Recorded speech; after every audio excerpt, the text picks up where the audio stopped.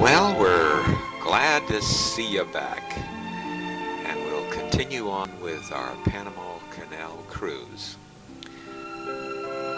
We'll just pick up where we left off, and that is the tour of the ship. Well, you'll recall we were at the front desk on the promenade deck. Well, right adjacent to that is where the photographer displays all the photos that you can purchase. Now that's up on the Lido deck, and we're now looking forward. Morning. Morning! Hi. Welcome to the Ocean Spa. Wonderful. Thank you. I'll go enjoy it. The Ocean Spa. Hi there.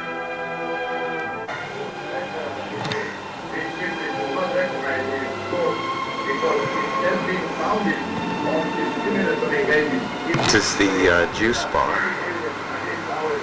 which is up forward. As you can see, there's a nice view looking out the windows there. Or you can watch TV. Beautiful day. Yeah? They're all good though, aren't they? Uh-huh. Thank you. Welcome. Now we're out on the Lido deck, where there's a swimming pool and 2 spas. You can get hot dogs, hamburgers over in this area, milkshakes there, dolphin statue.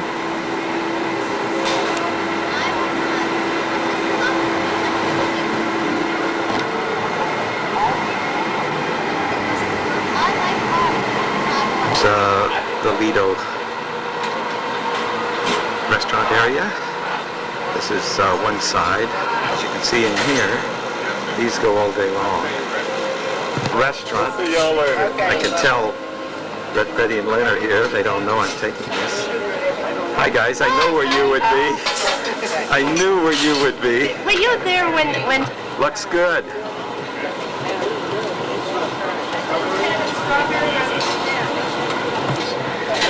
The other side, duplicate it.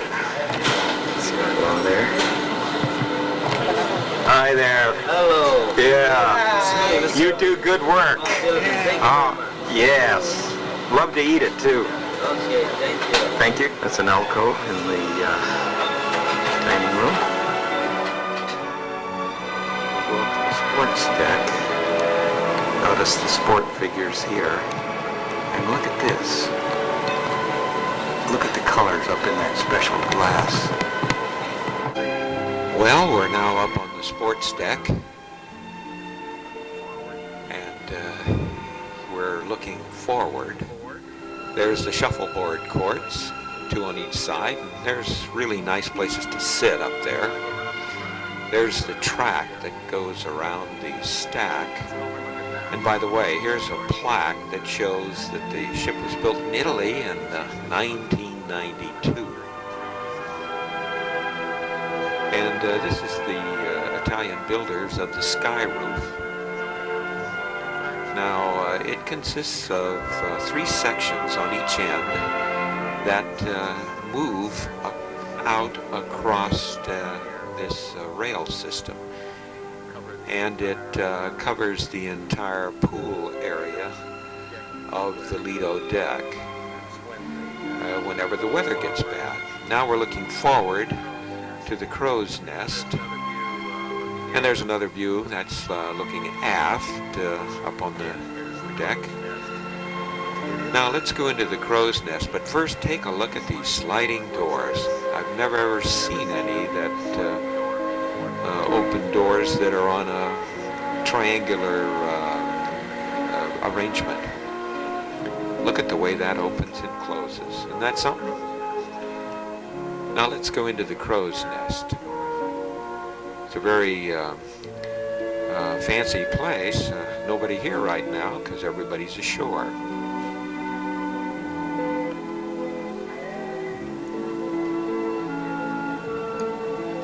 As you can see, the bar is there and very spacious. Now let's go downstairs to a backstage tour of the Van Gogh Lounge. We'd like to ask you to use the stairs on the side. The stage and the technicians are explaining how things work. One thing is there's a revolving section of the floor. And here's the curtains, which have lots of lights to simulate stars. And it's done by fiber optics, and that's the fiber optics. Really something. State of the art. And here Ron, the lighting manager, is explaining how a special Moving lights. You have a joystick. If I move the joystick this way, the mirror does that. So you don't have to actually physically be next to. No. Well, where is this All machine? 16 of them. There's 16 hanging in the ceiling now. There's 8 here and 8 downstage. I have a controller back inside the booth that I use, and I'll be more than happy to show you. All the time and everywhere. We're gonna have a sound. From there, we went into the side wings, and this, by the way, is the costumes, which are up above, and they're lowered for quick change. And then down that stairs is where the dressing rooms are. There's both gals and male dressing rooms. And from there, on the stage, you look back up and you see where the sound and lighting is accomplished.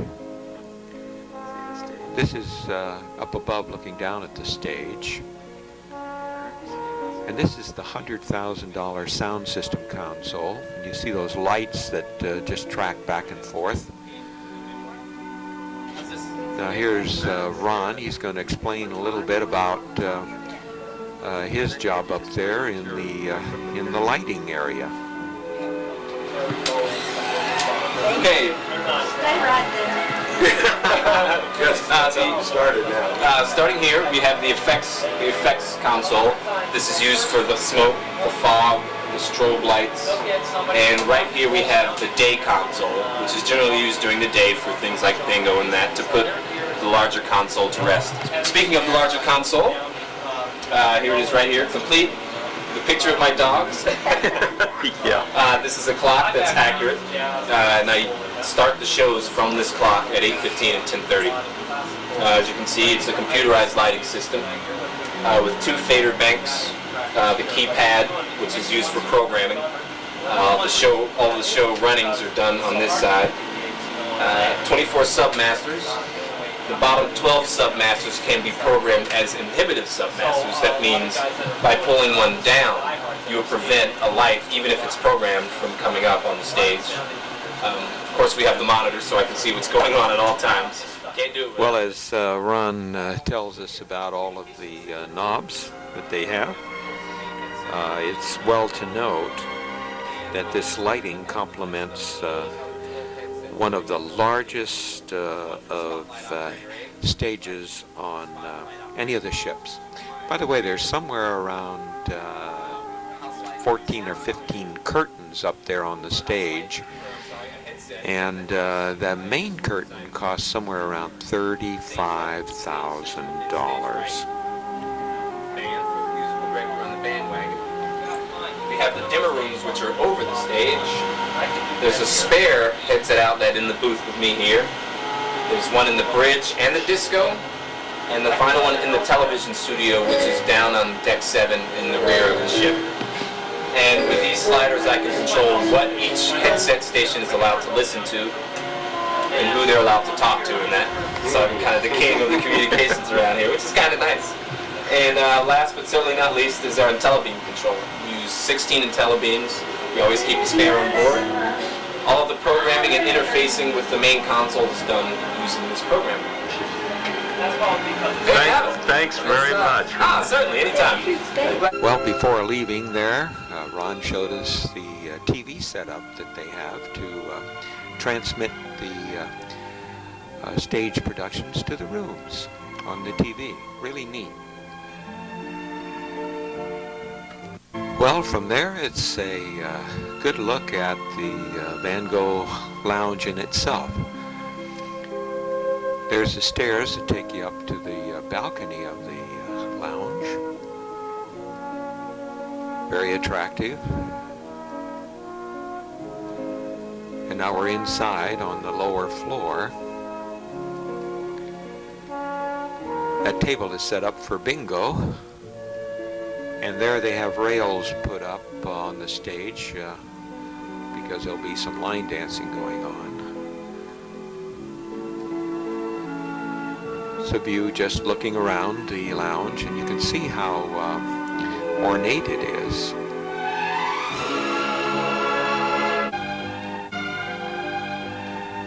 Well, you can see even the lights have iris as a theme on them.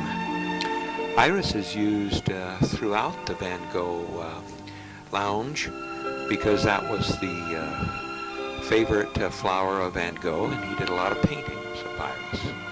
Now we're up in the balcony. As you can see, it's a good vantage point of the stage, with exception from the rear of the balcony. Well, I think it's time that we go up to the fitness center, shall we? We'll see who's up. Rowing, huh?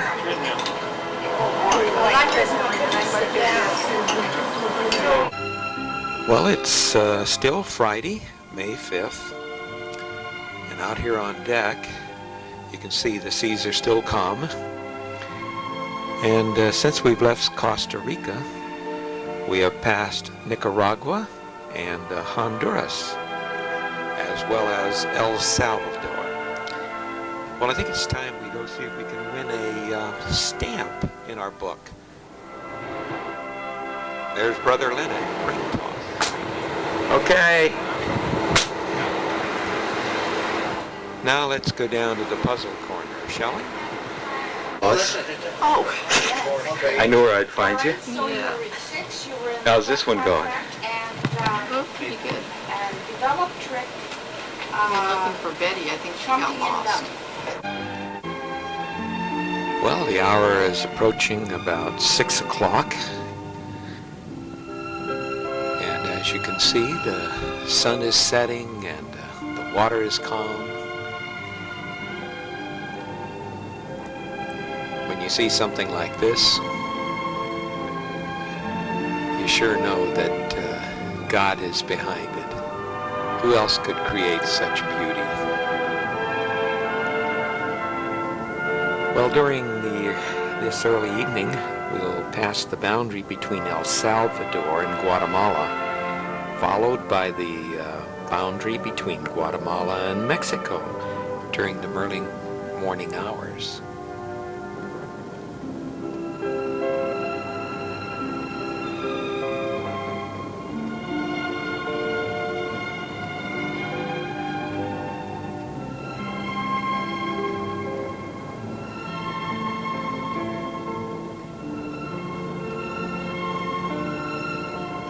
Well, the sun's just about set. Well, as you can see, it's just dropping down into the ocean. There went the sun. And now I think it's about time that we go down and get ready for dinner this evening. It's a formal night.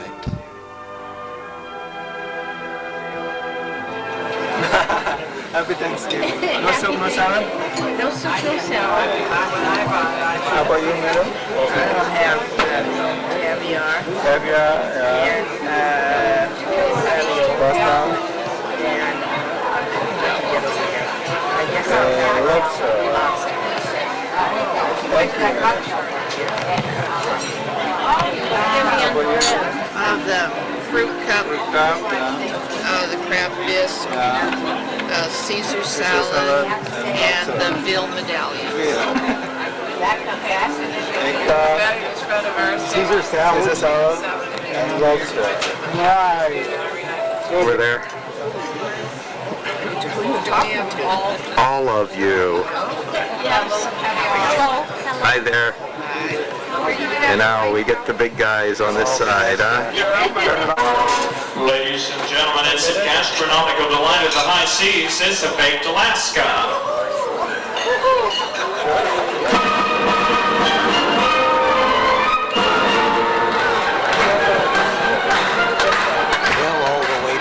them out.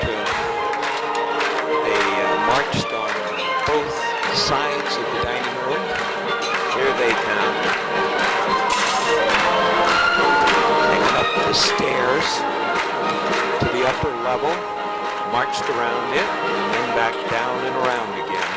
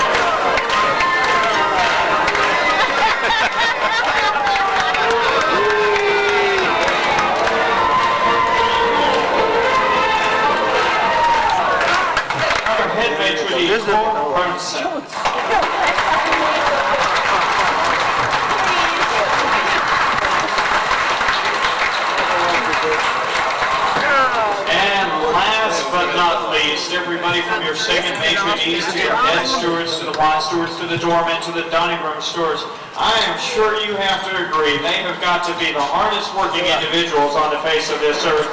Give a hand to your wonderful dining room crew.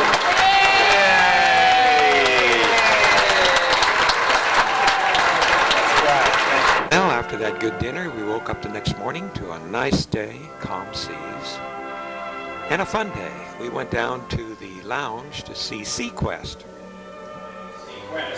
Now what we're going to do for Sequest is we're going to divide the room into 4 sections. We want to get some excitement going. So I tell you what, we're going to split it right about here, and that includes balcony. Everybody over here, you're going to be the Pacific team. Let's hear it for the Pacific team. And from here on over, you're going to be the Atlantic. Let's hear it for the Atlantic team. Okay, what we're going to need from each section is we're going to need one person from each section that's very quick to come up on the stage to be the captain of their team. One person from each team. What we're going to need from each team is we're going to need 2 people just to stay on the floor. 2 people who are quick just to stay on the floor. He's the captain of the Atlantic team. Okay, just come. Now, some of these items may be in the room, some of these items may not be in the room. The whole idea is you want to get the item up to your captain as quickly as possible. Now, if you have the item, give it to a runner. Runner, you'll run up to the stage, give it to the captain. Captain, once you've received that item, we want you to run to the table. Now, when you get to the table, please come to the front of the table and line up behind each other. And what we are looking for is black teeth. We're looking for some black teeth. Black teeth, black teeth. That's what we're looking for, black teeth. You give it to your captain. Okay. It's the Pacific team with 4 points. As you can see, the black teeth they turned in was of a black comb. With 3 points. Looney, a Canadian looney. A Canadian looney. We're looking for a Canadian looney. Where's all our Canadians? Any loonies? I think we have a looney here. Here's a looney.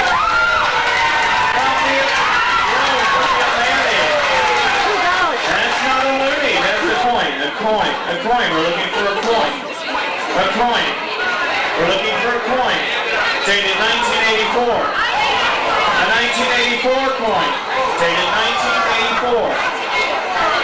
Dated 1984. Is that 1984? Hey, their coin there, made it 1984. Indian has their coin there. Here they come. They have a 1984. 1984. What's put on your pillow each night? A Sweet Dreams chocolate. A Sweet Dreams chocolate. What's up? There's somebody that didn't eat their chocolate. We're looking for the Sweet Dreams chocolate. Who's it going to be? It's the Brilliant for 4 o'clock. 2 laces out of the shoe. How about your pair?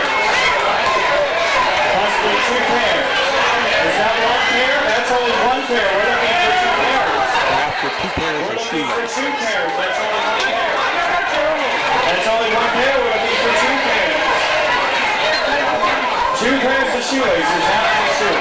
Must be out of the shoe, that's in the shoe. Okay, that's 2 pairs of shoelaces. That's 2 pairs of shoelaces for the Caribbean. Good show, Gordon.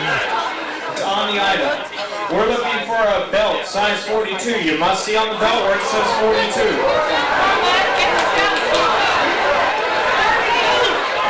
You must see on the belt where it says size 40. A purse. We're looking for a purse. Purse. Has to be empty. An empty purse. We're looking for an empty purse. Let's see what all does she have here. Let's see. Oh, she has a pen too. You're stocking up full of memories there, aren't you? Okay, well, we're going to take a little breather now. What we're going to ask for from each team is we need 1 guy from each team to help their team get 25 bonus points. 1 guy from each team. You can do it, sir? Okay, 1 guy from each team. Just stay on the floor. We need 1 guy from each team. Now, what they were going to do here is they asked for 2 ladies, and the 2 ladies would take each of these gentlemen up to their cabin and dress him up. Give them 5 minutes to do that. Now back to the scavenger hunt. There you go, Atlantic has it there. Okay. Atlantic, who's it going to be? Who's it going to be? They're coming.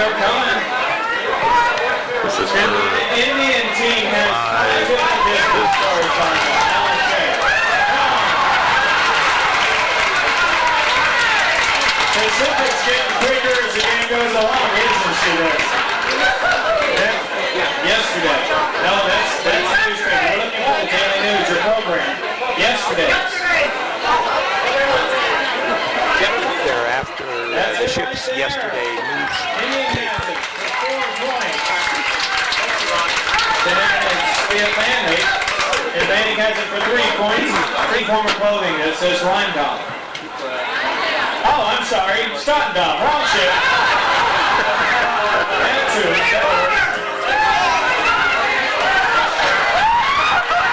They got a minute.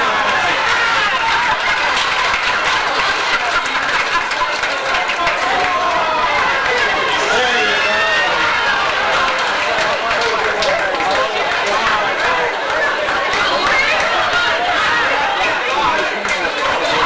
More man to Amsterdam.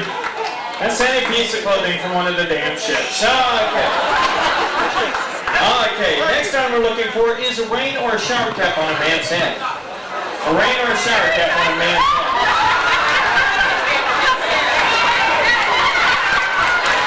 A rain or a shower cap on a man's head.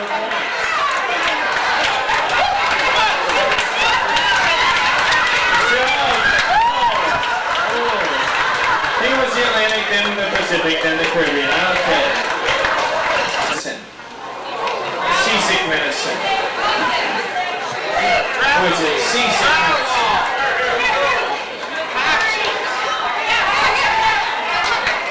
Who's it going to be? It is the Atlantic. An early morning cocktail. A cocktail cherry. A cocktail cherry. Where can somebody get a cherry? Where's there a bar? Where's there a bar? Where's there a bar? A cherry. Where's a cherry? Where's there a bar? A cherry. Where's there a cherry? No, it has to be a cherry.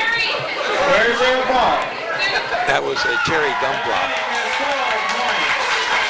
Brother got the cherry and he ate it, I noticed. It's a size 12 shoe. It must say size 12. It must say 12 on the shoe.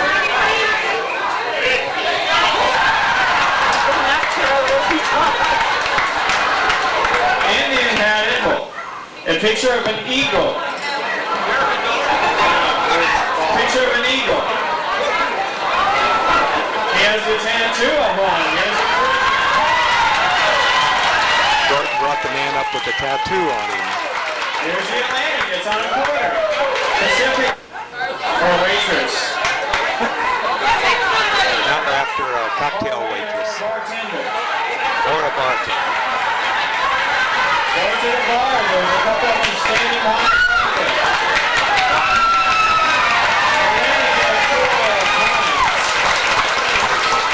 Go grab the bartender from behind the bar back there. You can't share. I said you had to have a separate one. Very stamp. A postage stamp. Indian has it for 4 points. And our men's pants off. We have to see them come off. We didn't see them come off, no. We didn't see them come off. He had them with him. We have to see them come off. Go again. Now watch this. Pair of men's pants off. See shorts with the man's pants off. Look at my brother.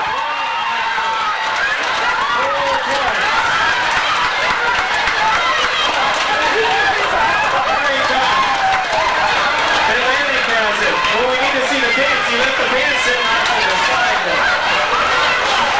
Here he comes. Indian, you're left. Mine's left. Everybody else has seen it.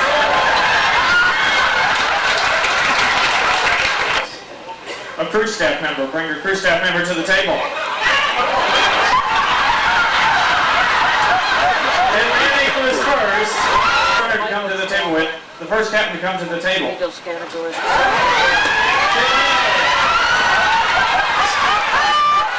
Getting rough up there. Listen, you know, we just saw the men's pants come off. Next time we're looking for is the ladies' bra. Let's see it coming off. Let's see it coming off.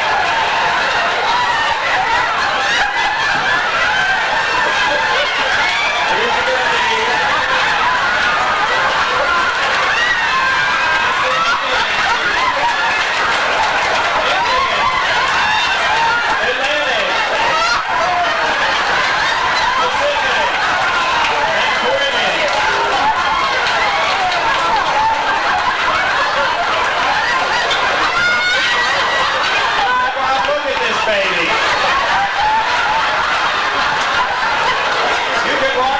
For this thing.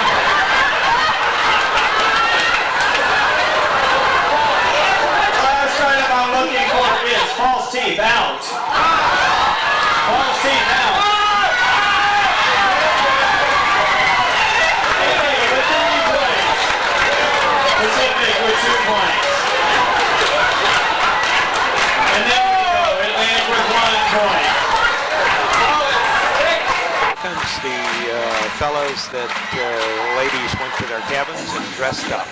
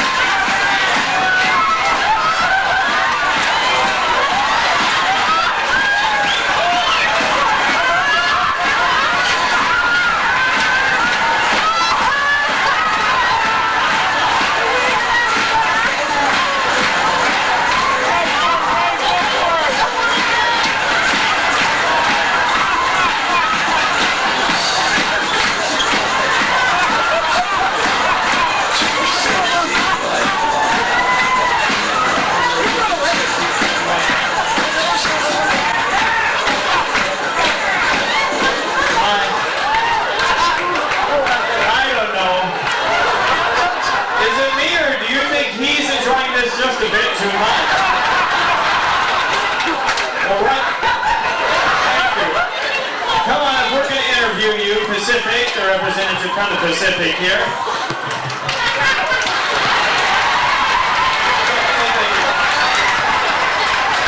We could be on fire together and I could get hot over you. What's your name? Savannah the Vamp from Indiana. Savannah the Vamp from Indiana. Tell me, Savannah from Indiana, what is it you do?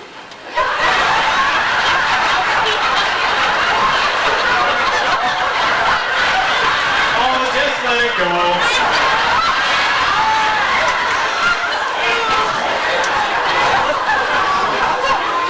how about this? He's looking like a Raggedy Ann doll here, right? Savannah, what is it you do back in Indiana? I'm a gardener, the biggest bowler in the West.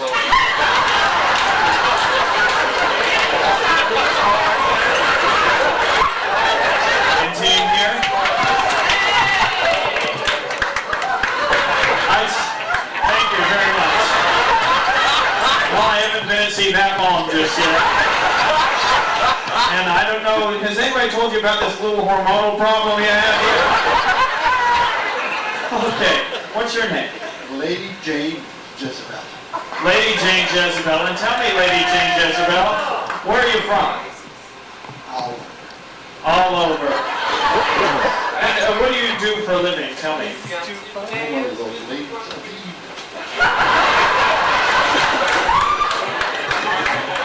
Obviously, it has to be a real dark evening. Give a hand to your representative on the Indian.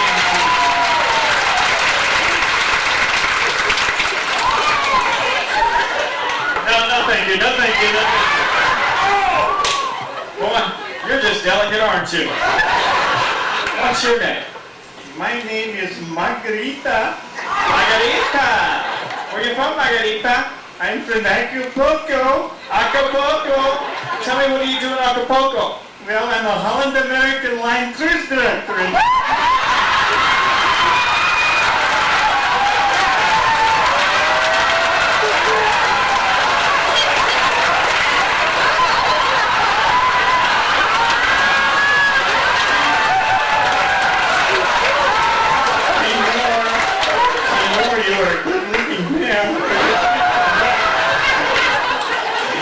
Yes, we are having desperate times in this company. Give a hand to your wonderful representative.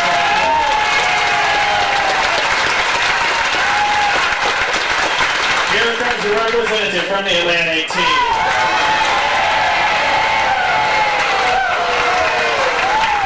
And tell me, what's your name? My name's Susie, and I make submarines because I've got the sweetest buns in Phoenix.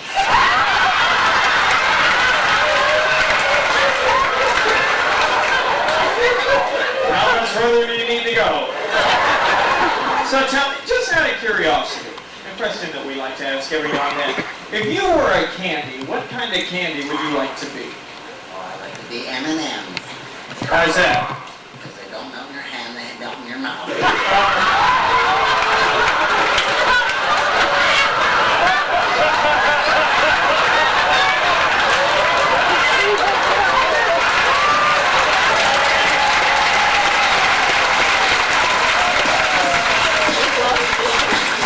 Okay.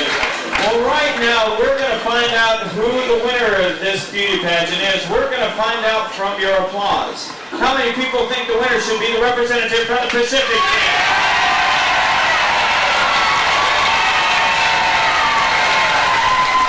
How about the representative from the Indian team?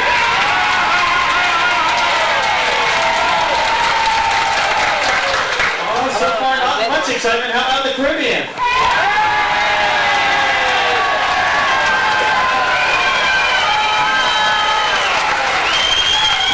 From the Atlantic team.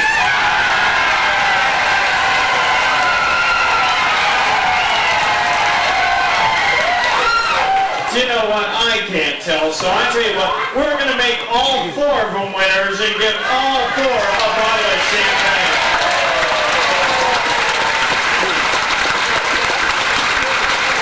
Thank you very much, gentlemen. Thank you very much, gentlemen, for appearing on stage. Here we go. Oh, by the way, I'll give any of you an extra bottle of champagne if you go through Acapulco Customs like this tomorrow. Ooh, señorita! He said make a double or nothing. I'll do it. Okay, let's find out who our winners are today. Today, in fourth place with a total of 72 points is our team from the Pacific. Pacific was fourth place. In third place today with a total of 78 points is our team from the Caribbean. Next up in second place is, with 80 points, our team from the Indian. India was in place.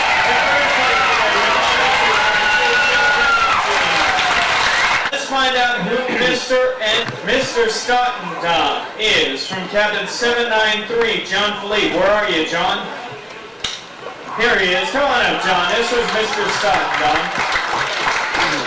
While he's coming up, let's introduce Mrs. Stottendam, Zella Colbert from 830. Where are you, Zella? Is Zella here? Okay, this was no. Where's Zella? Oh, there you go. Boy, snuck up on me. Now tell me, John, how many people asked you if you were Mr. Stottendam? Oh, how many on the ship? Oh, about 1,200. 1199. Almost every single person. But you know, the only person who he could say yes to was the very first person who asked him. Everybody else he had to say no to. And the first person who asked him was Betty Albright from Kevin 380. Where are you, Betty? Come on up, Betty. Here she is. And the finder of Mrs. Stottendam was Estelle Morin from Kevin 3530. Where are you, Estelle? Where's that? Oh, okay, Estelle, I tell you what, we'll bring your prize to you then. Let me find out, and tell me, Estelle, how many people asked you? Quite a few, but the first person asked was in the art auction. And we were introducing ourselves, and after we did that, she pat me on the shoulder and said, "Are you Miss Stottendam?" And that was it. Okay, and did a lot of people ask you after that? Yes, they did, and I felt very badly about saying no. Oh, but like we said, they can only say yes to the first person. And how many people did you ask before you found one? Oh my gosh, I don't know. I asked hundreds. Hundreds of people. Well, you finally found one. Did you believe him when he said yes? No, I said, kidding. And I also asked her. And I would have had both, but it was too late. Okay, but it's not too late because you did find one. We've got some great prizes also for the finder down there. I'm sorry. Oh, he wants to say something. I'd like to apologize to all the people who I thought I wasn't Mr. Stottendam. I don't lie easily.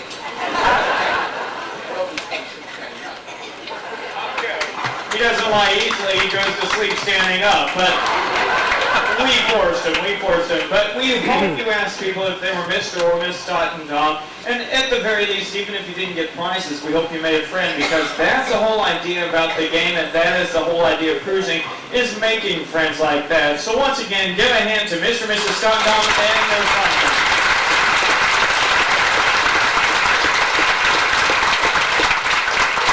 Now, coming up next... Yeah, you did good up there. I had to come out here to cool off. Right, and I always wondered what kind of shorts you wore. I said earlier that I had some on. Yeah, that was good. That was good. Supposed to be, what, dolphins out here? Dolphins. And how about Zella being Mrs. Stottendam? That was neat. Nice. I do not And if I had known that you were such an exhibitionist, I would have talked to you more during that cruise, for God's sakes. Jeez. I mean, I was impressed. Really impressed. He's got great knees, huh? Was that what that was? That's Susan and Mike Rhodes. Now we're off to the Stottendam show buffet. How many hours did it take to put all that together? They worked all night and all this morning. So at about 14 to 15 hours. Beautiful. Just beautiful. Well, this is the view. Okay, we're in See up there.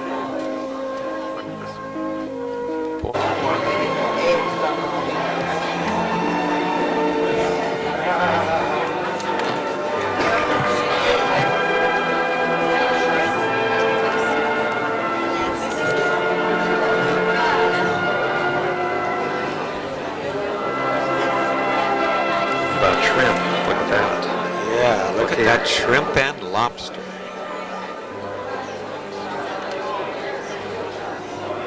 Good job. Wonderful. Thank you guys. Just look at the cheese tower. Don't forget that one. Oh, yeah.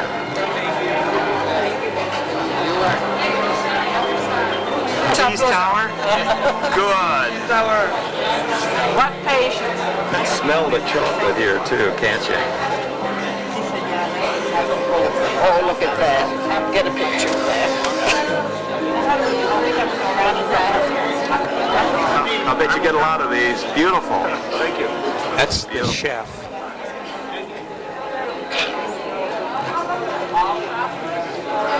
Beautiful.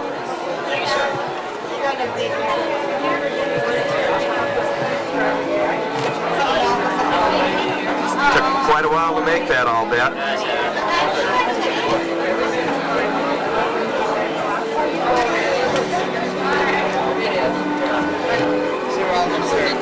Look at this one.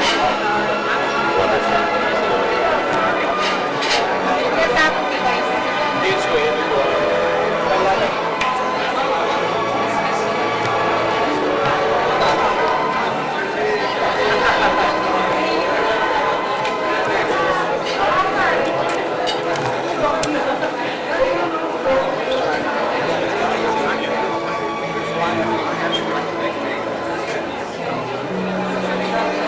With the watermelons carved.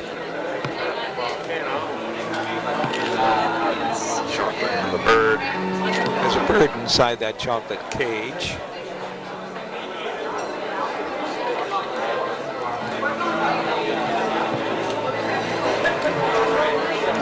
Looking up to the balcony area.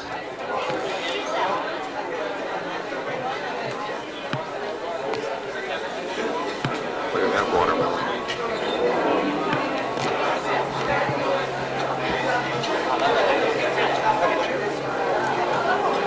Salmon? What is that made of, then? This one, yellow squash, carrots. Carrots? Yes, sir.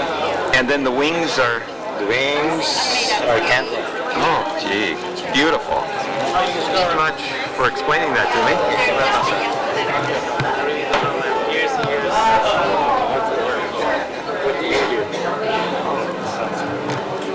This one, red beets. Red beets? Yeah, carrots. Carrots? This one, and turnips and kumquats. Yeah, turnips and kumquats. So, Turnips and kumquats. Beautiful.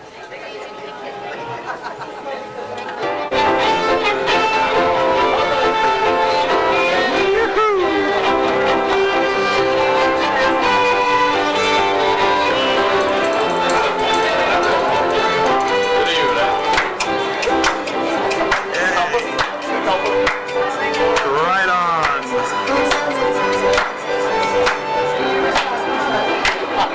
There's Mrs. Stattendam at their door.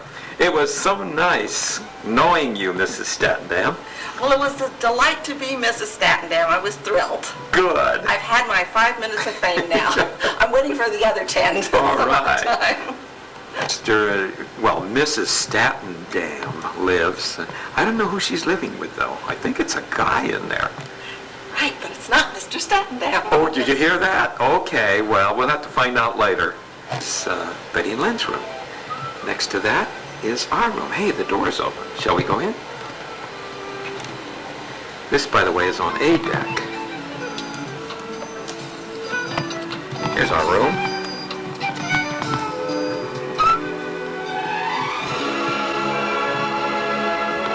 Some nice closets, 3 of them.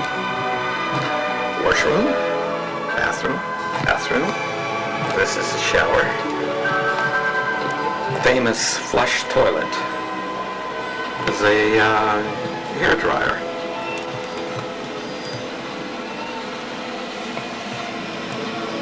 That's in front of our room, looking down towards the front of the, I should say the bow of the ship. And now it's to the Van Gogh Lounge for international horse racing, featuring the horse owners race. What makes you think you're going to be faster than the other 5 horses? There's only one like us. There's only one? There's only one like us. From Scotland, that's the best you can be. Oh. Lord, he's already ran for the roses here. You're horse number 2. Oh, can you play Old Kentucky Hall? Oh, he doesn't have it here. Oh, let me get it for him. How's it going? I have no idea.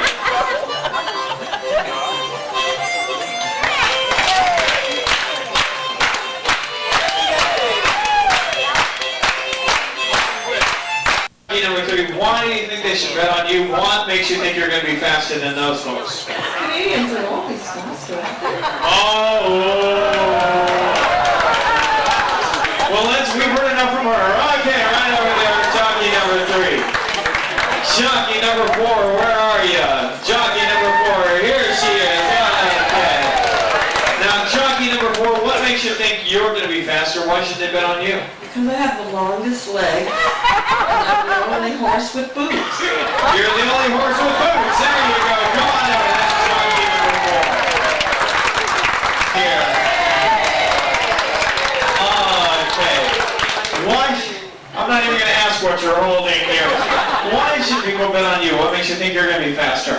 Because I haven't eaten any hay. All I've eaten is beans all week.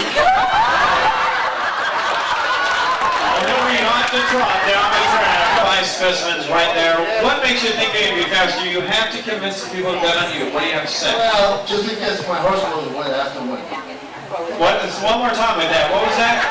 Just in case my horse doesn't win, I make sure I win. Okay, just in case he doesn't win the second race, he's going to guarantee he wins the first race. So you... Here's all the horses. I bet you can't wait for the songs tonight. They're off. Here we go with an exciting horse owners race. Here's moving days for horse number 3, but there's a double. There's a double. It's a double for horse number 4. No, and horse number 4 moves up 2 spaces. It's a double for number 5.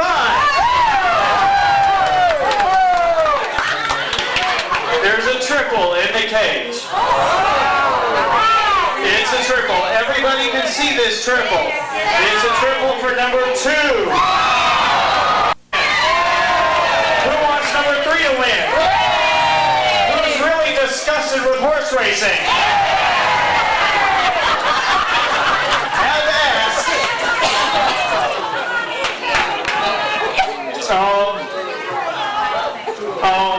There's 2 dice in the cage. And actually, they both go across the finish line at the same time. So, we have to have a tiebreaker with 2 and 3 because they both came over 1 hand. And horse number 3 goes! 3 pays off $9. Horse number 3.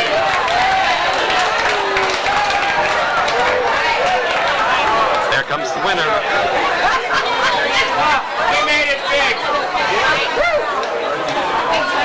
Will the owner come on? Having somebody who just won all that money. Enjoy the horse racing. Stick around. Johnny a snowball jet. How much money did...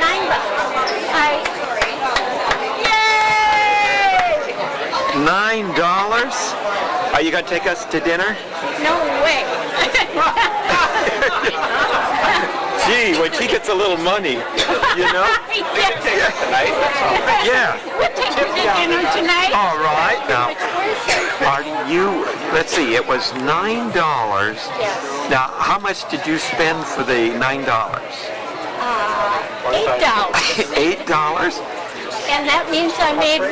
Oh, boy. But I had lots of fun. Doing it, huh? It only took her 20 minutes to make that $1. Yeah, that's right. It was the final on Snowball Cash Bingo, and the prize went at $2,600. 4 had to split it. Well, we had just 1 number to go. Hey, look, what's coming on now?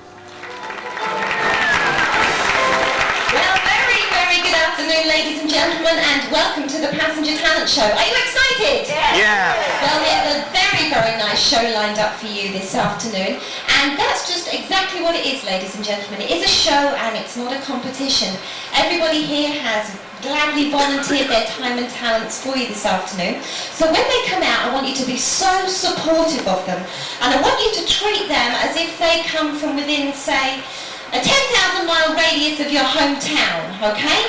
As if they're your neighbour. Give them lots of support when they come out. So we'll just have a quick practice. Our first entertainer comes to us from the United Kingdom. He's going to be doing some comedy for us ladies and gentlemen. Give a nice warm welcome to John Philippe.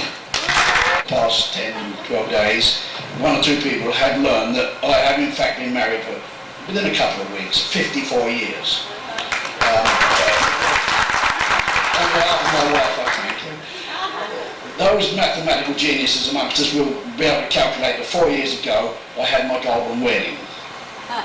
And being a man of integrity, I asked my wife, what would you like? She didn't know. I said, I'm going to buy you a solid gold band, 27 carats, with 50 single point diamonds on it. She said, I don't want a ring. I don't want one of those. You gave me an engagement ring in 1939, a wedding ring in 41, an eternity ring in 66. I don't need any more rings. I said, well, I'll tell you what, I'll buy you a new Cadillac, one of those new models. Press a button and the doors open, press a button and the window run up, and up the roof goes back and forth, and on the dashboard there's an electronic printout, tells you when you've run out of gas. She said, I don't need one of those. I've got a 57 Chevy. Oh, and I haven't got a driving licence. It's been in the garage all these years. It's as good as new. I said, I'll tell you what, I'll buy you a new fur coat. Nose to toes, mink. She said, I don't want a mink. I've got a sable and a chinchilla and 2 or 3 other things, and they've been in cold storage for 20 years. I spend the summer in Vancouver, the winters in Florida. What do I want with a fur coat? So I said, oh yeah. I'll tell you what, I'll get you a cruise around the world on the Holland America ship. She said, I've been on the Veen Dam, the Bolland Dam, the Westerdam, New Amsterdam, the Noor Dam, Staten Dam, the Rhine Dam and the Mars Dam. I don't need a world cruise. I said, well look darling, what do you want? What can I get you? Anything your heart desires. She said, I want a divorce. Well, I said, frankly, I wasn't thinking of spending that kind of money. All the way from California. Who's going to be telling us a joke? Please welcome to the stage, John Beeson.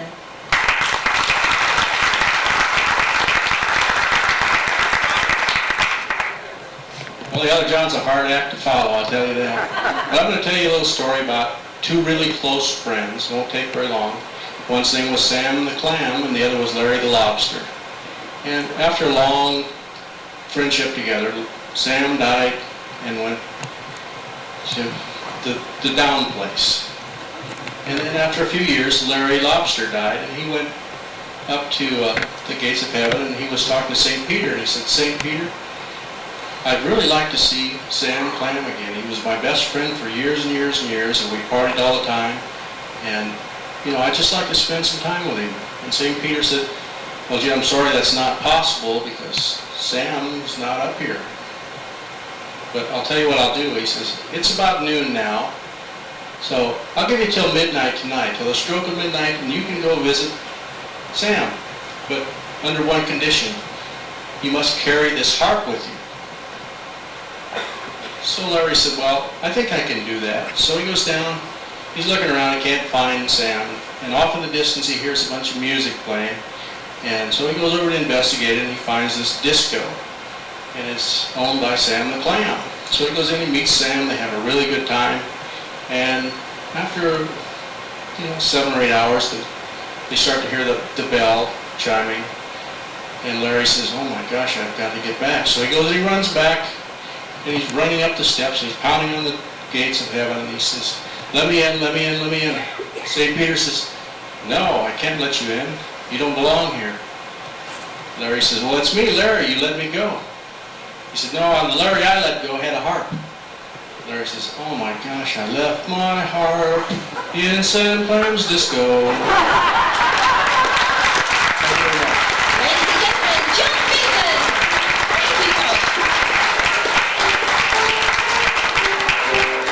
Short, sweet and straight to the point there. All right. Our next gentleman comes to us from Florida. Any Floridians here? Are you the better than that? this gentleman does indeed write his own poetry, and I think he's going to be giving you a sample of that this afternoon. Please welcome to the stage, Robert Meyer.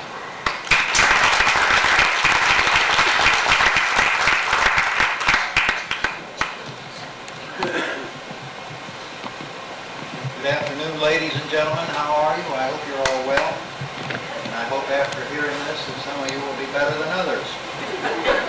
Use the mic. Turn the mic. Turn it to you. Unfortunately, this gentleman's poems appeared to be inappropriate for the occasion.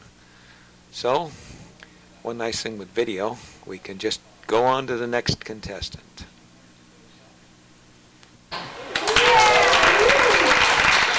She's got a very nice short little poem for us. Please welcome to the stage, Marion Singer.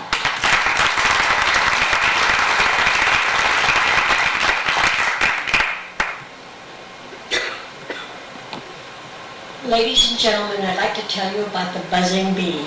They're as happy as can be. You can't tell a he from a she, but he knows and so does she. They're such a busy soul. They don't have time for birth control, and that's why we have so many sons of bees. It comes to us once again from California.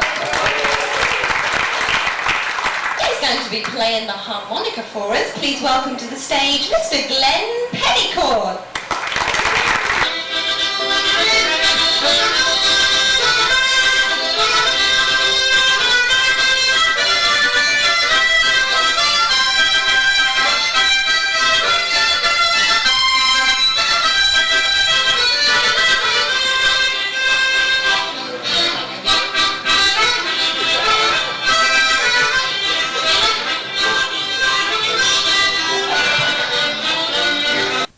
Short poems and stories, and take a look at the jacket that she's wearing. It may look familiar.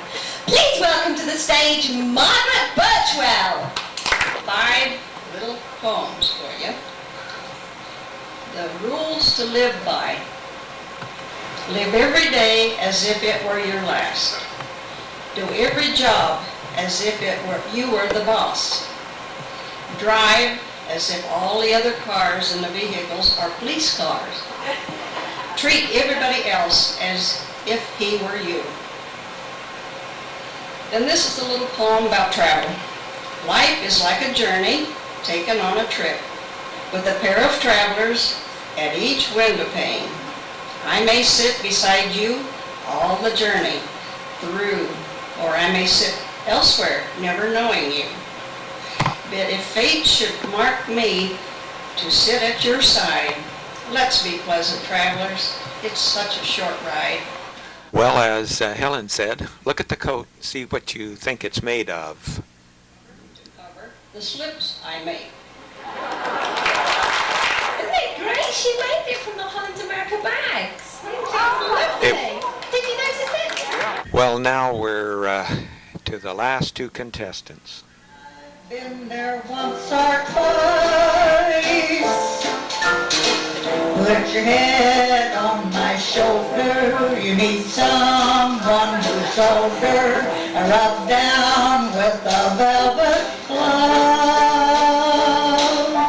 There is nothing you can take to relieve that pleasant ache.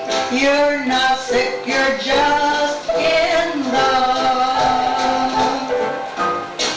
You don't need singing and there's no it is not so surprising that you feel very strange but nice. Your heart goes better, I know just what's the matter. Well, I suggest that we go out on deck and we'll just finish off on the talent show. So we'll see you out on deck, shall we? Well, it's about 6:40 p.m. out on the deck. Hey, look at that little guy that stole aboard. He's up by the crow's nest.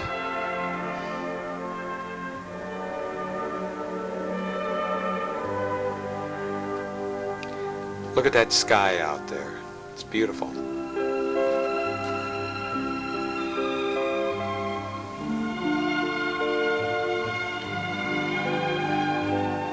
Sunset tonight is at 6:48.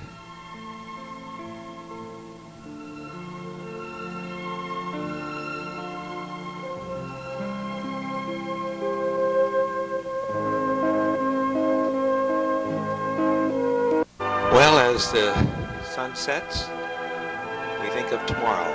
We'll be in Acapulco.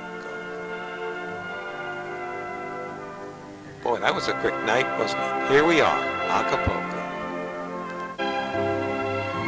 Well, we're right now tied up at the dock. It's about 9 in the morning, and we arrived here at 8 a.m. We'll be here all day till about 10:30 tonight, when we'll set sail for Zihuatanejo. This, of course, is a view of the harbor. It's really a very beautiful harbor, and it's almost landlocked. It's been a safe haven for shipping against all storms. This is looking at the older sections of the town.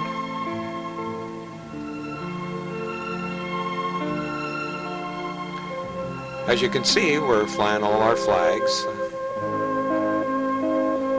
That's the stern of the ship.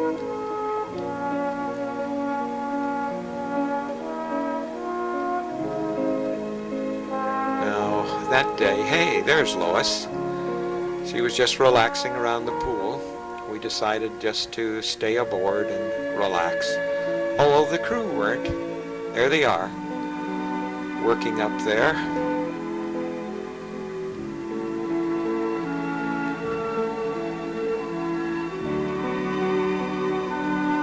Another view of the harbor. That's the main beach area where all the action is, high-rise apartments. And that's Fort San Diego, which was built in the 17th century.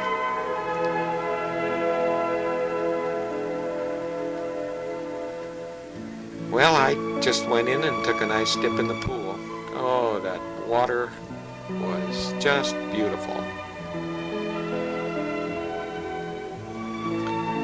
Well, while we're relaxing, we'll show you what Betty and Len did. They took a trip ashore.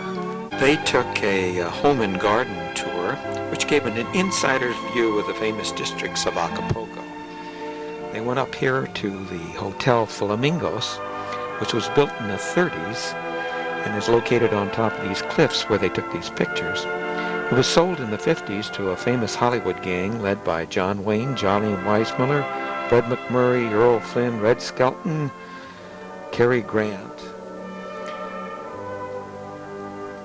And this, by the way, is Johnny Weissmuller's home that he lived in 7 years prior to his death. It's a round home, we were told. And this is where the famous high cliff divers perform daily. There's a hotel right there. And this is on the other side of Acapulco. You can see the Navy ships there, Mexican Navy, and these are some of the plush homes over in that area. And this is the Peace Chapel. And that cross, by the way, you can see all over Acapulco. And there's Betty and Len standing beneath it. They said the cross was 120 feet high. This is some famous hand statue there. And there you can see our ship in the background. Well, we're back on the ship. And here comes a little pleasure boat past us. Well, I don't know where Len's at. Let's go see if we can find him. Imagine he's working, or... No, he isn't. He's sleeping. Well, I should be going home to 16 minutes. I should be home. George, doggone it. Put that screen away. My brother looks pretty good in that position, doesn't he, huh?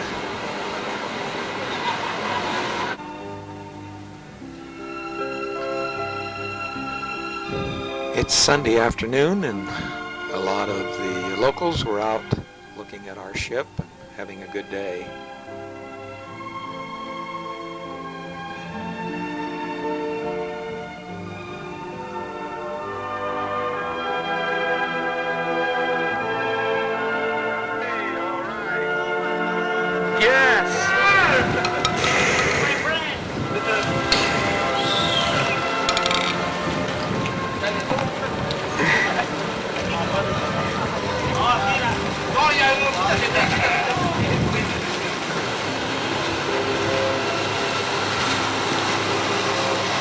Hey, look at this one. Here's one of these banana sleds.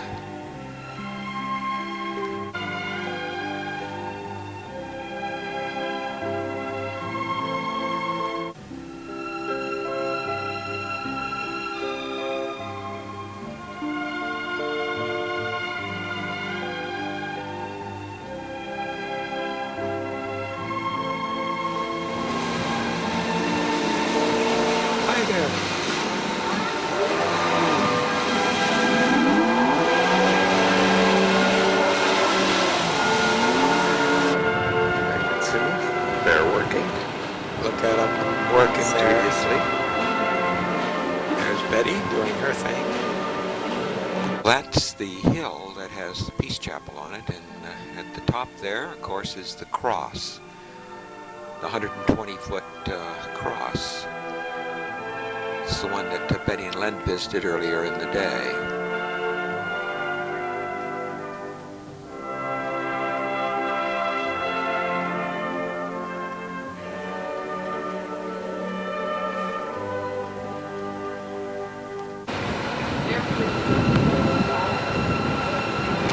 Well, it's about an hour later, and here's Len. He's still knocking them off, isn't he, huh? And what are the others doing? They're still working. They're awake. Well, I got Len up, and we went down and walked there on the dock.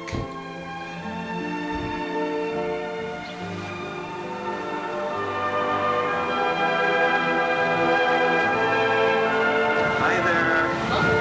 Thank you. Not much of a sunset, however, that night. So let's go down and see the Acapulco Folkloric Show in the Van Gogh Lounge.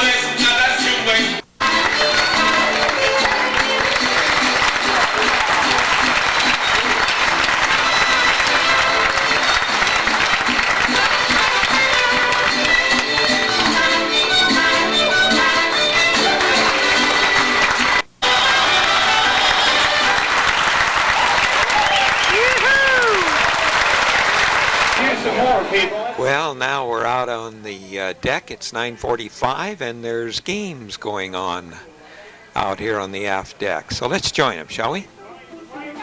Right, pass to the left, left, left, left, left, left, left, left, left, left, left, left, left, right, right, right, right, right, right, right, right, right, right, right, right, right, right. If you're holding a hat, you're out of the game.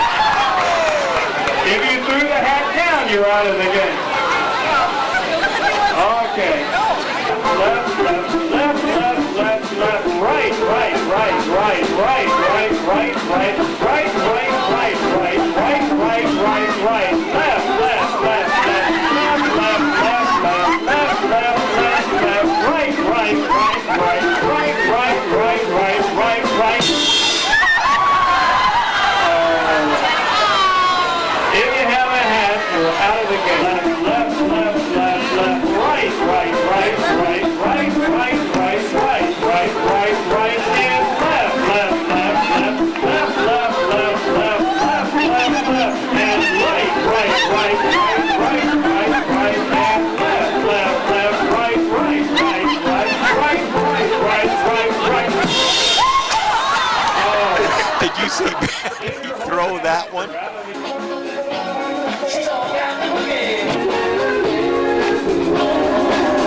Now here's a little of what they learned in line dancing.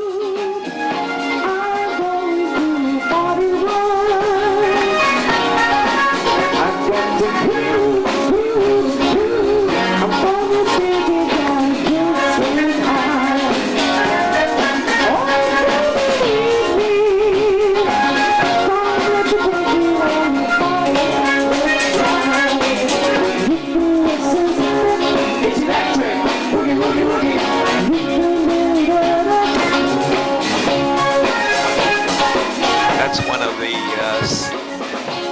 staff members.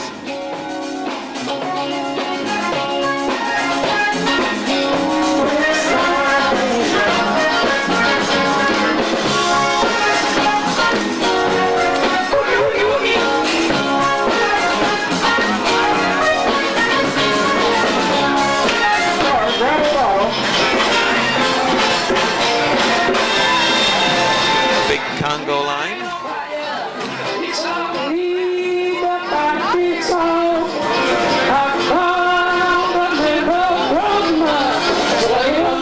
You could see the moon was really out that night.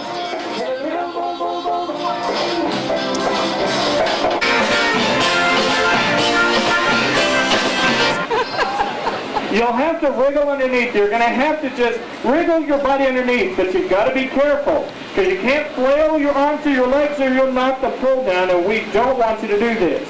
Now, because you're, as a couple, hold hands as you're doing this. We want it to be a loving thing as you're going under the pole. Now, what we're going to do is when the music starts, you go underneath the pole.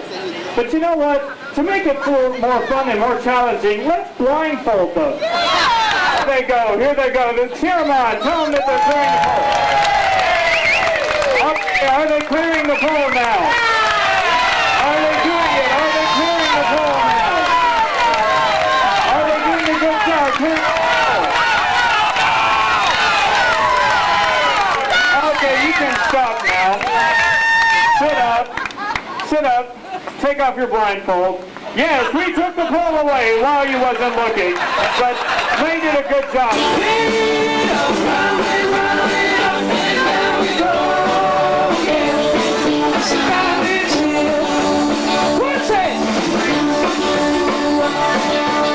There's Helen going to town there.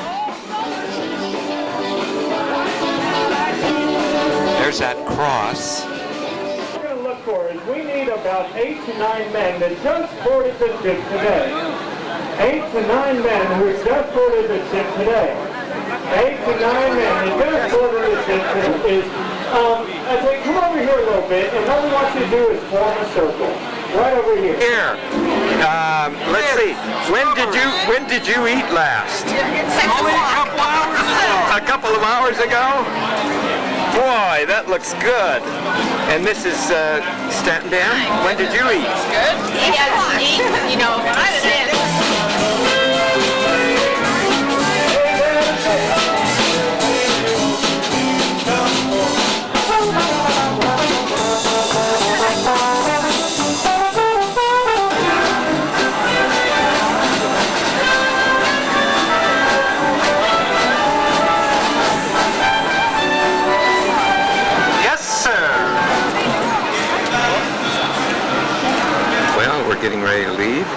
just departing, as you can see. It's just 11 o'clock. And the moon is right there.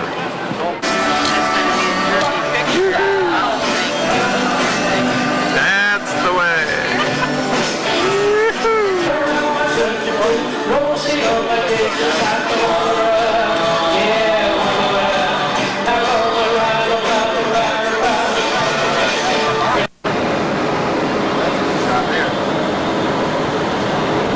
We're up on the sports deck now. There's another view of the cross. Well, it's one last look at the harbor, and then it's to the midnight buffet and off to bed. Now, tomorrow morning we'll be in Zihuatanejo, and we'll be going ashore there in a tender, so we'll see you there. Getting on the tender. Ready to go ashore?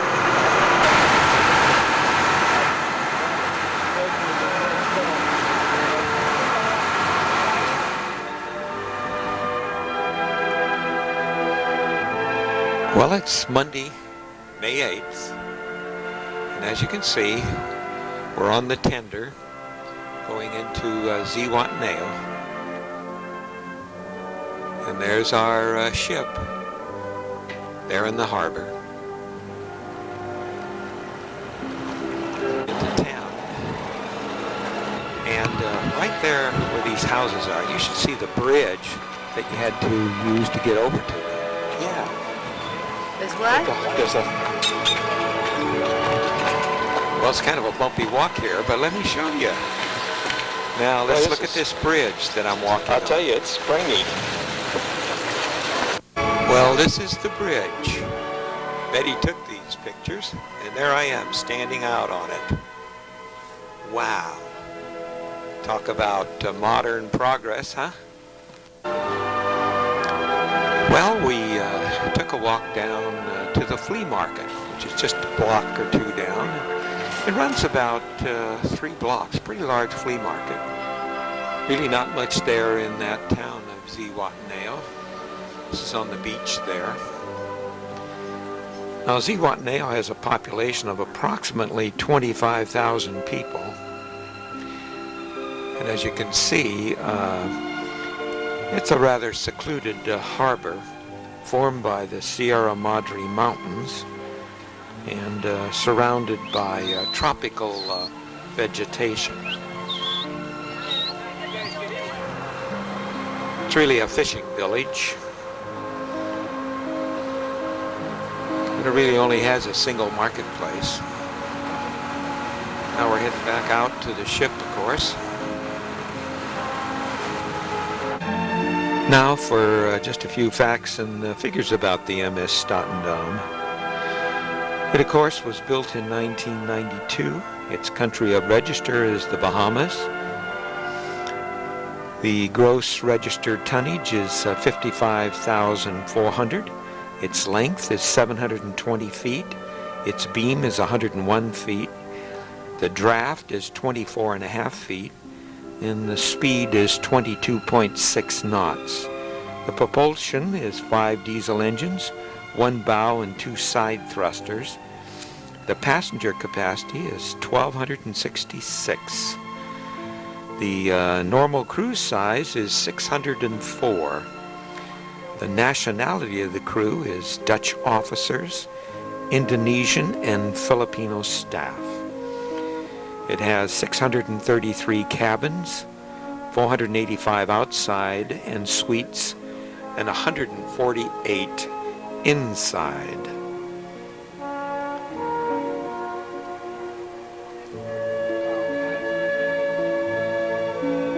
And now, as we depart Zihuatanejo, our next stop will be Puerto Vallarta. And that'll be tomorrow morning. See you then.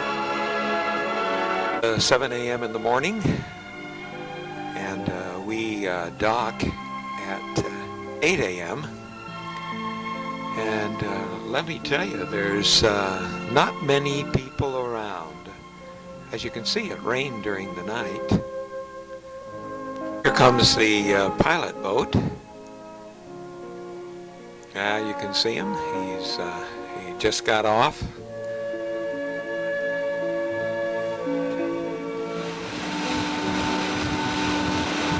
Pretty nice maneuver. Well, the harbor is dead ahead, and it's very small, so we must go in and turn the ship completely around 360 degrees. Quite a maneuver. Now you can see there's a lot of construction there. Lots of hotels being built. Now we're looking towards the town area, Puerto Vallarta.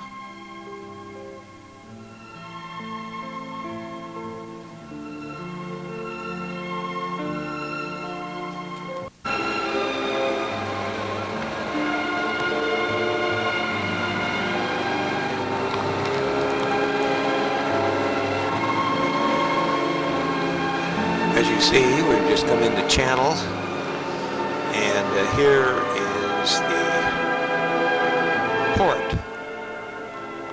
Not very large, is it?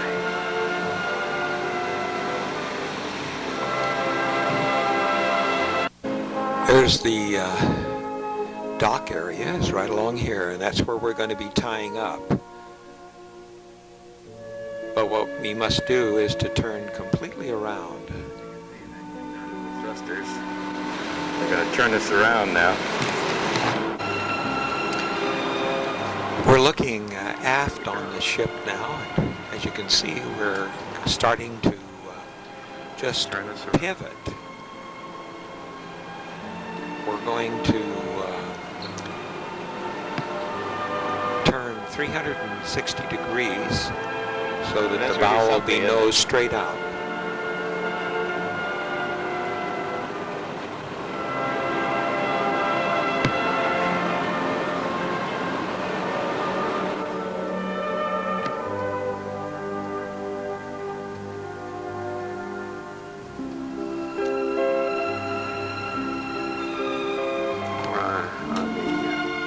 We're on the other side of the ship now. The rear thrusters are going, and we're just spinning around.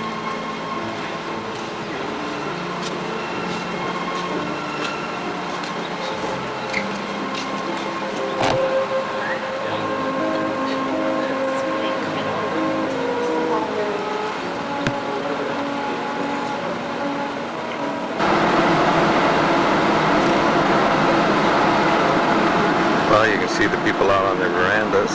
They're all watching. Well, Louis, this should sure get you. All those thrusters going. Well, there goes the raising of the Mexican flag. You can see it's extremely calm this morning.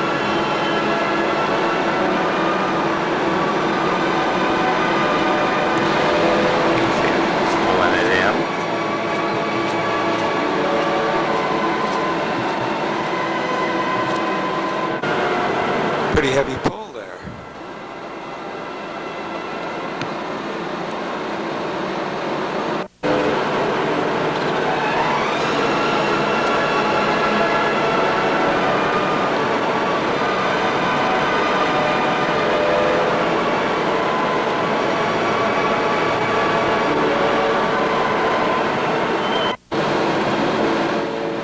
Boy, that's a long ways to take that line, isn't it?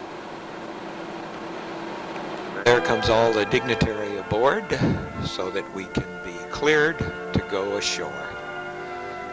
And Lois and I went ashore and took a cab downtown, down to the old town. Here we are, down there in one of the shops. Lots of silver down there.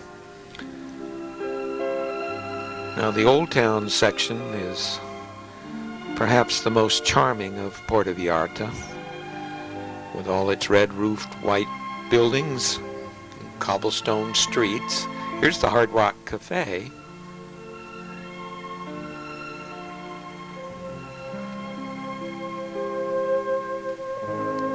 Looks like a Hard Rock Cafe in any other place, doesn't it? You can see the streets there. Lots of traffic.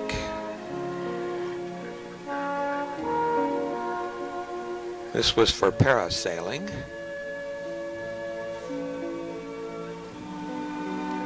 This is the famous seahorse statue there on the seawall promenade.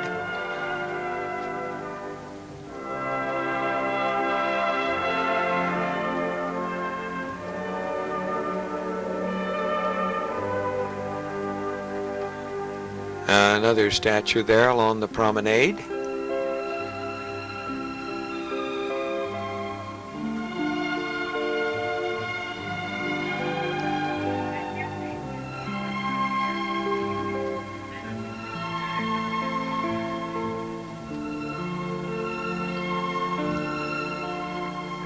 They were getting ready for a festival. It was for Mother's Day.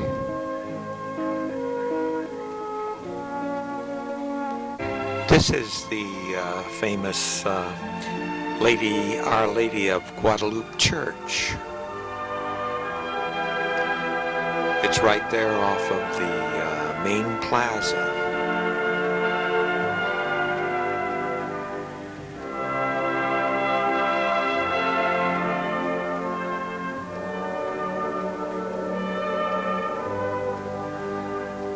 So let's go inside, shall we?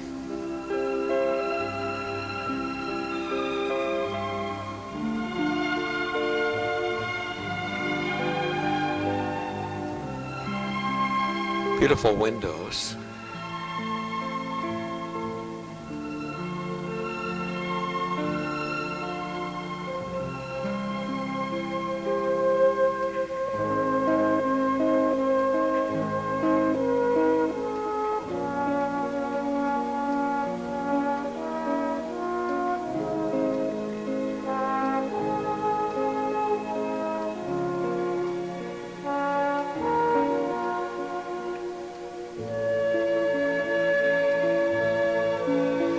This is outside the church. There goes one of those parasails.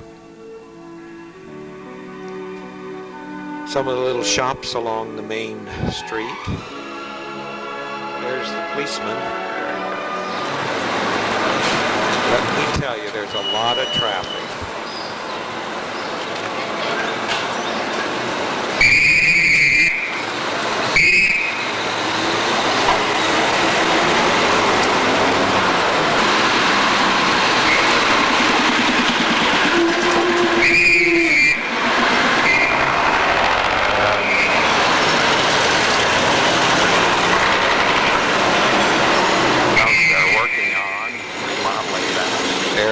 On that house. Hey, take a look at that. Do you think that meets code?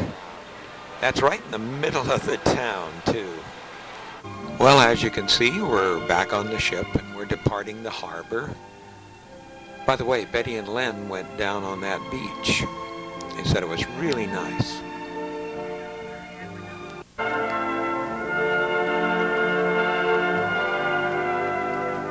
And there comes the pilot boat. He's handed him something, and they're going to make the exchange. There he goes. They can just jump. Hey, saluted the captain, huh?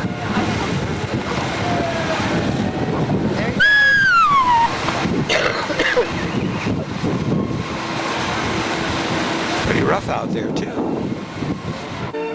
Well, Puerto Vallarta, up to 1950, was essentially a hideaway for the rich and famous.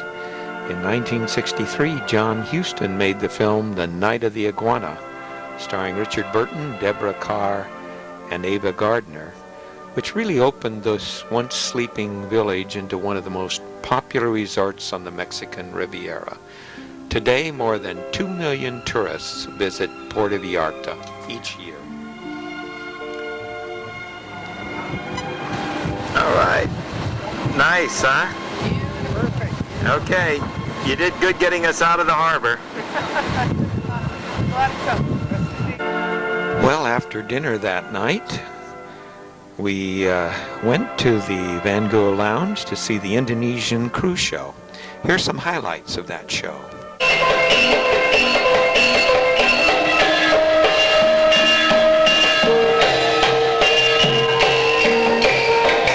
By the way, you'd never know it, but this is one of the dining room stewards. This is a man, not a woman. And Evo is going to be performed by Angayasa. I'm not going to tell you anything, but it is going to be start as Sita is kidnapped by Giant Evo and Rama tried to get back. So ladies and gentlemen, Kazakh dance. By the way, that's our dining room waiter. He is the one there in that outfit with the long fingernails.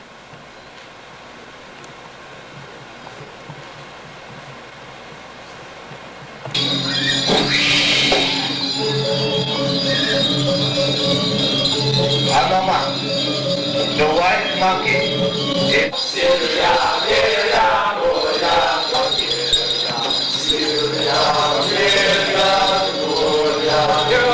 They finally killed the monster.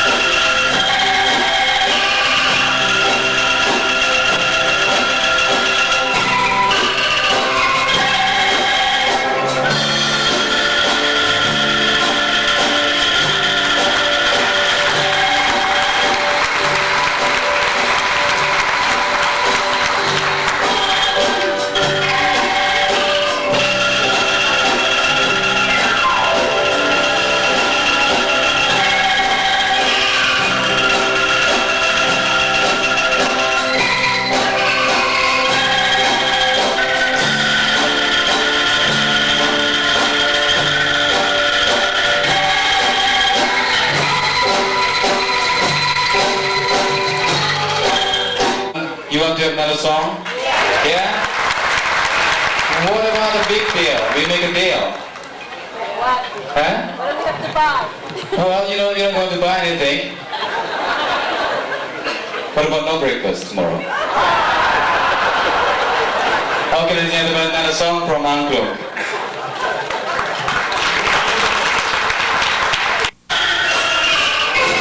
This song caused the Canadians to stand up and sing along with it. It's one of their national anthems.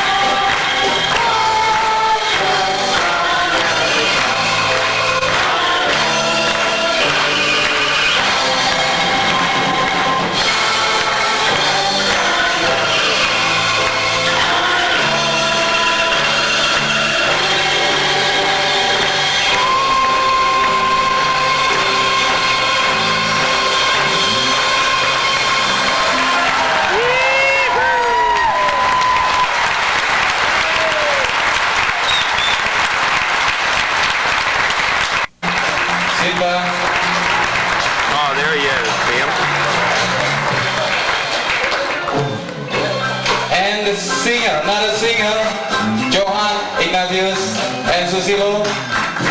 Thank you very much, Susilo.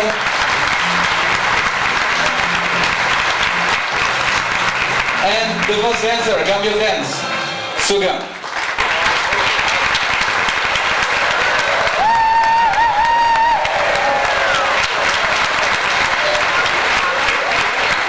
And I would like to thank you very much for the people behind this show, that this can be successful like this, and I hope you enjoy it.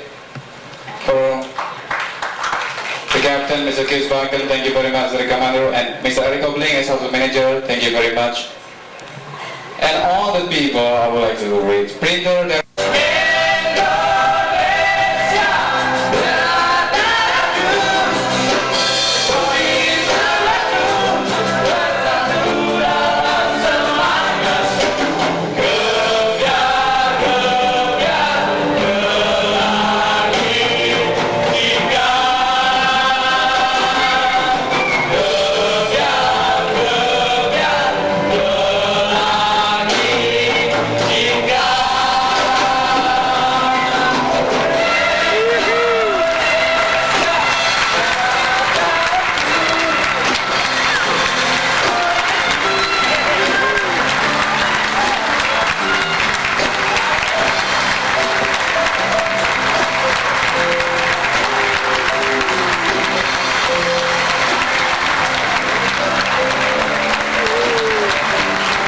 Well, it's about 9 o'clock Wednesday, May 10th, and we're just now cruising past Cabo San Lucas, which is the southernmost point of Baja California.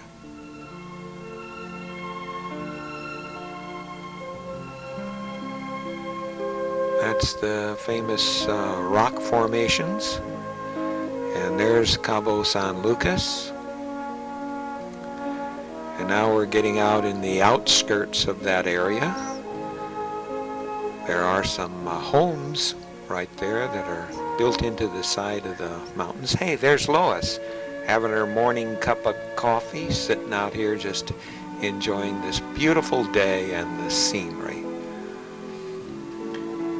And now we'll take a closer look at the beach area, and you can see there's a lot of large hotels.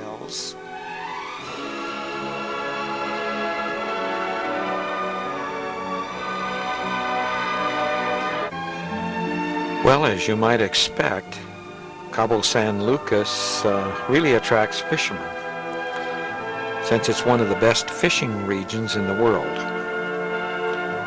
They say that the natives proudly claim that there's no less than 857 varieties of fish. Now we're looking north of Cabo San Lucas, and you can see that there's quite a bit of building along this area. Some pretty good sized high-rises. Looks like a very pretty beach.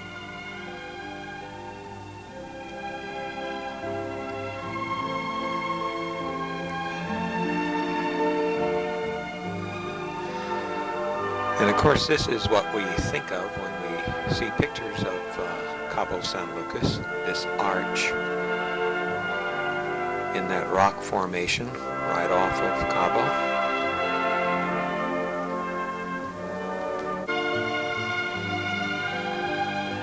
Well, you can see how they've built their homes right there in the cliffs.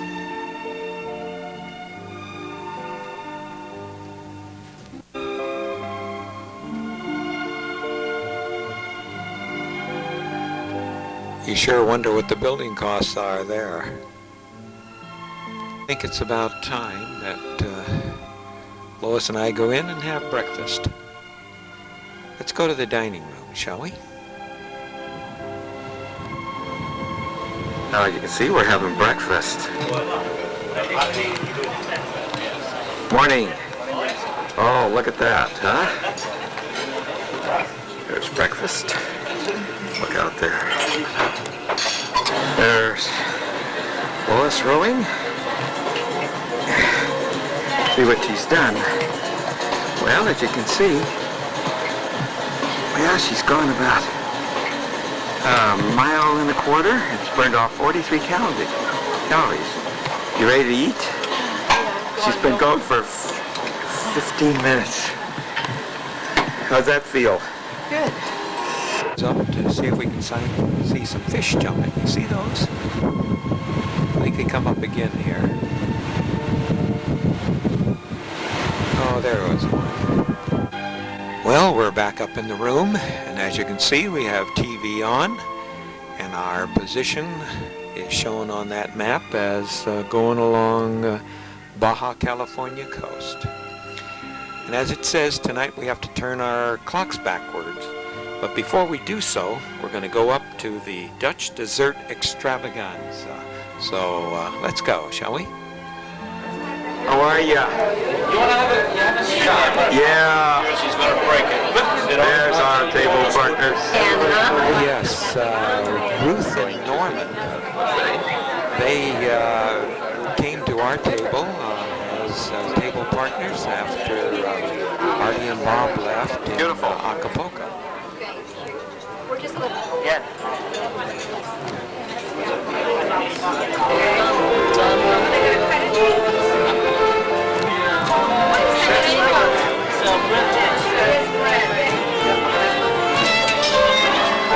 Well, we walked through one of the side rooms after this, which you'll see has some beautiful stained glass ceilings. And then the next day we got up and we went for a tour through the engine room. And here we are. Of our fuel system, water system, ballast system, well, everything we have. It's all up here, we can do it with monitors. We can even open valves from up here, start engines from up here. So it's actually all computerized. Here, mimic kind of our power management system. Still have two power thrusters working on the 66. As you can see, she really knows what she's talking about. 22 years old. And, well, we have three transformers, transform down to 440, then we have a 440 switchboard. Verification on that. It's actually more of a separation kind of switchboard. It actually goes to substations, transform down into 220. Goes to your cabin. Your main one is 4400. Our main one is 6600. 6600. You have four. Enough steam. But like now we're running on 4 engines, so one of them is off this one, and not making any steam. So it might then that we don't have enough steam in that way. We have oil-fired boilers. They automatically turn on when they notice that the steam pressure is dropping. So when we don't have enough steam. Side engine. The other one is on the side engine. She's now talking about the computer rooms. Is this all IBM equipment? ABB. Who? ABB. Who's that? As you can see, going down the ladder.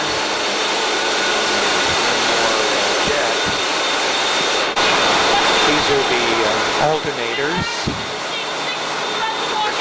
And there's the transformer. The primary voltage is 6,600 volts.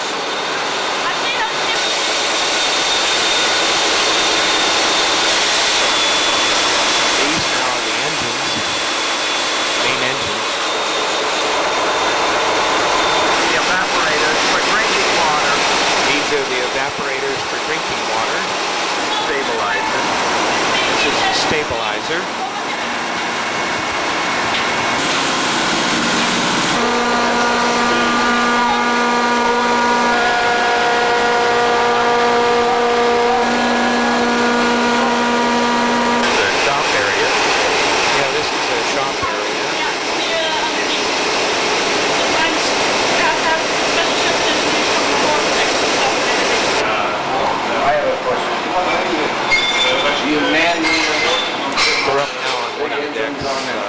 You sure will. Thanks an awful lot. It's in good hands all day. Well, as you can see, it's line dancing. Grapevine to your right, grapevine to your left, and bam, bam, bam, bam, heel, toe, stomp, stomp, heel, toe, stomp, stomp, grapevine to your right, grapevine to your left, turn, grapevine to your right, grapevine to your left, bam, bam.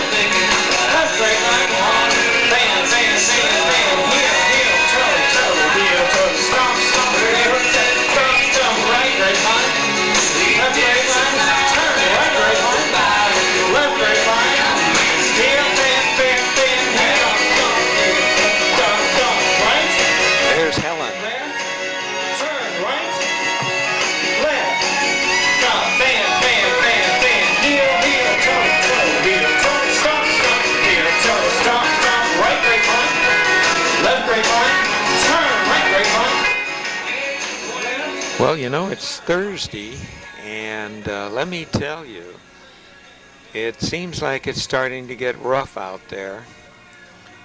And we're, of course, on the last leg of our cruise. So let's go topside, shall we? Well, look out there. Look how rough it is. Let's go take a look at the pool. Look at those kids.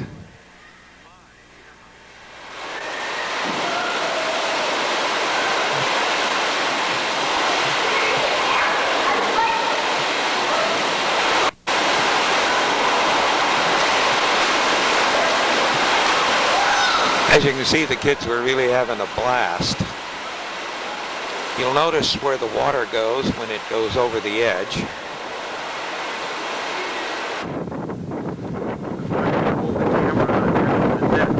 You can hear the wind blowing up there.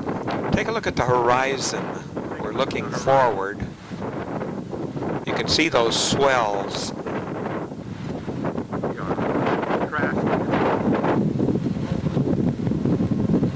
You can see the horizon here off the aft of the ship.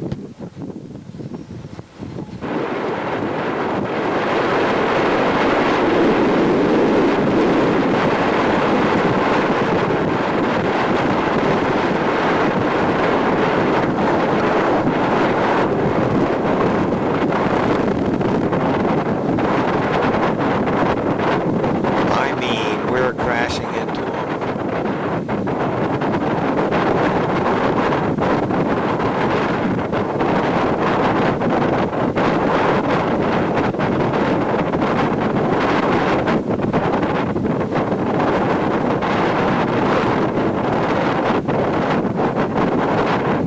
On the other side of the ship, look here, in the pool area. Oh my God!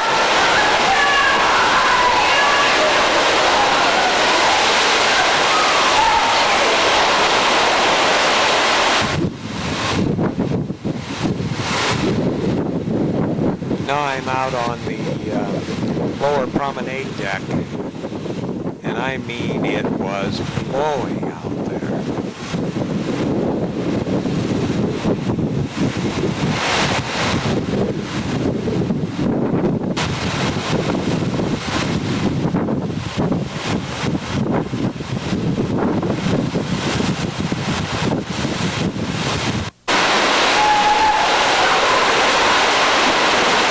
Back in our room.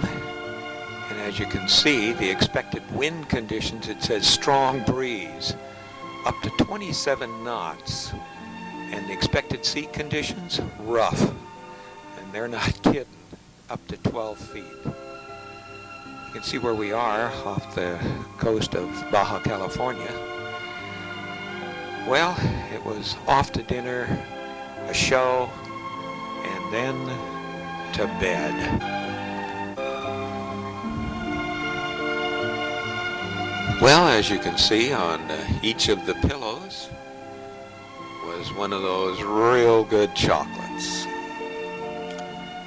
Well, after a rather restless night, woke up to find ourselves there in San Pedro Bay.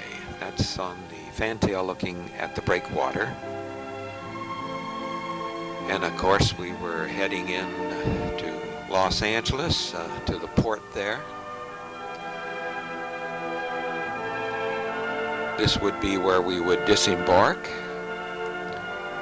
It's Friday, May 12th. And as you can see, the water's really pretty calm this morning. Far cry from what we experienced yesterday. Here comes a boat going out. It's a fishing boat. Listen to it.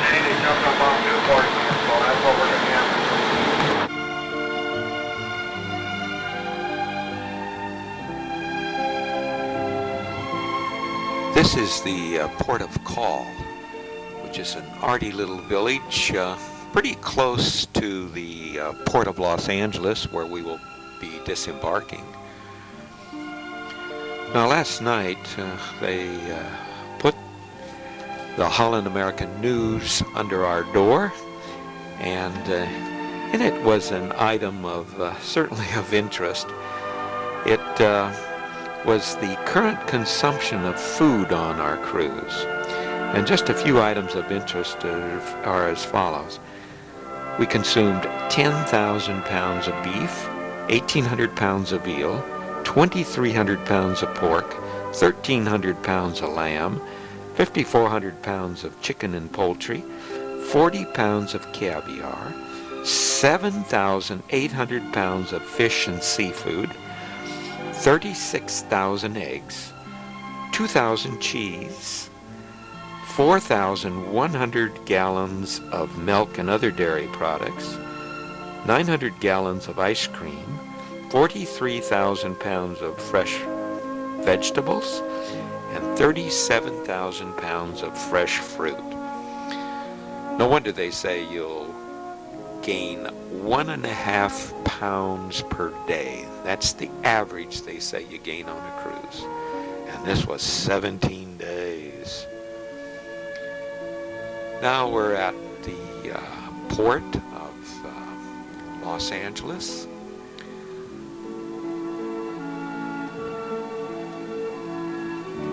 We will be making a left turn here into the port.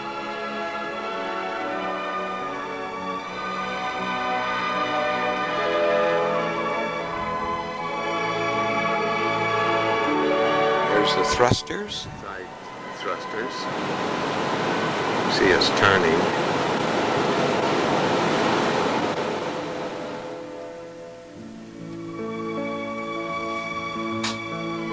By the way, that ship there is one of the old Liberty ships from World War II. It's now a museum, and it does take people over to Catalina Island. Another view of the port of Los Angeles. There's our captain. Well, as you can see to the right there, one of our crew members is getting ready to toss one of the lines over to shore. There it goes.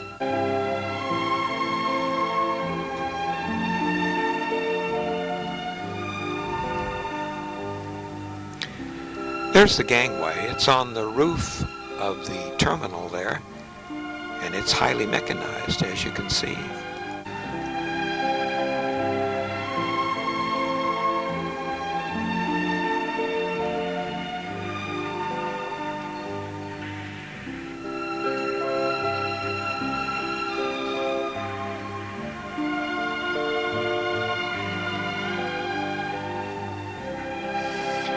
Well, as this gentleman comes aboard from the Customs or Immigration Service, it's really a signal that we should drop the curtain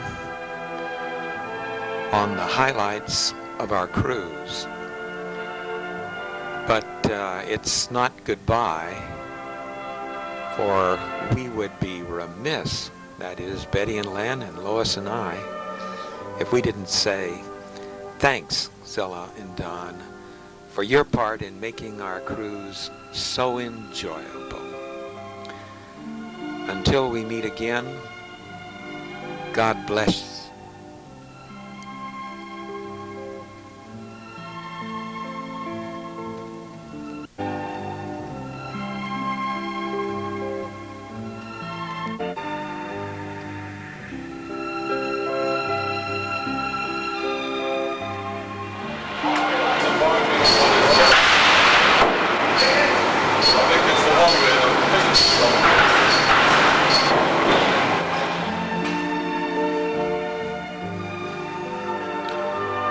Well, here comes the gentleman from Customs or Immigration to clear the ship, and that's a signal that we should lower the curtain on the highlights of our cruise.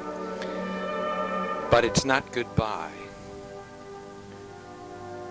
because Betty and Len from Washington and Lois and I from California want to say thanks to you, Artie and Bob, for making our trip so enjoyable. Come visit us. God bless.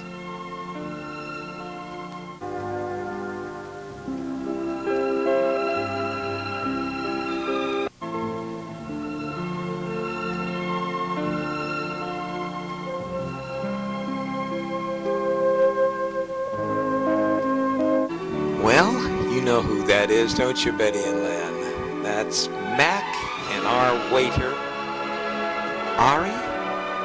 And remember what he drew for us? He just took a pen there and doodled on a piece of paper. I don't think any of us knew that he would come up with this. It only took him a couple seconds, too, didn't it? Well, there are the three guys and our two waiters, and there's the three gals. And look, there's Lois and the captain. What are you doing with the captain, Lois? Ha! I'm there. Well, that's good. Well, this has got to be the Able Mariner, which we all got for having sailed on that ship so many days. And with that, I think it's time to say